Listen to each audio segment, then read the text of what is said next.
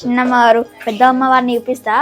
అవ్వో అమ్మవారు ఎంత ముద్దుగా ఉందో, అసలు చూడడానికి 2 కళ్ళు సరిపోవట్లేదు.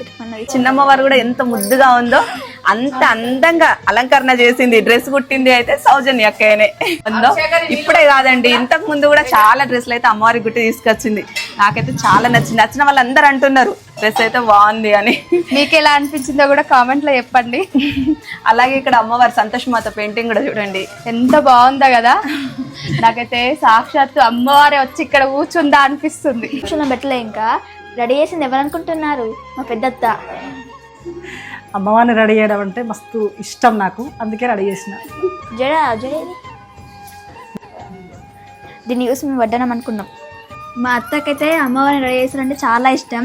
మేము సంతోషమాత భక్తురాలు, దుర్గామాత భక్తురాలు. రాలేదు మీకు చూపిస్తున్నా. ఇది వచ్చేసి తీసుకొచ్చిన ఓడి, అమ్మవారికి ఓడి వేయడానికి. ఇంకా మొత్తం అంటే తమలపాకులు అన్ని రావాలి, అన్ని రాలే, ఇంకా రెడీ చేస్తున్నాం. అమ్మవారిని అయితే చూస్తున్నారు కదా ఎంత చక్కగా ఉందో అలంకరణ. చాలా మందికి తెలుసు మా పెద్ద ఆడపడుచు మంచిగా రెడీ చేసింది. అమ్మవారు అంటే చాలా ఇష్టం. నవరాత్రులు అప్పుడైతే మొత్తం అమ్మవారి సేవలల్లనే మునిగిపోతుంది. ఖడ్గం శూలం అలంకరణ చేయాలి.